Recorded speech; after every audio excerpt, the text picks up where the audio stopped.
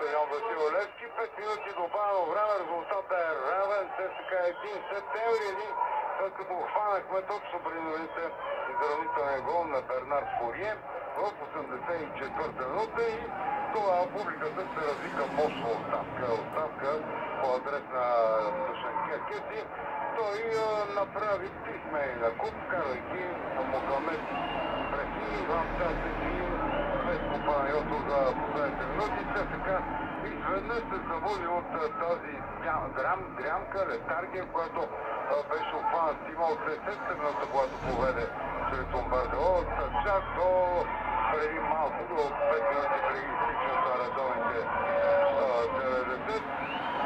Трябваше да получи гол, иначе бяха решили, че така ходом, лекичко, спокойно, без да си дава зор, ще стигнат до победата, да, но ви.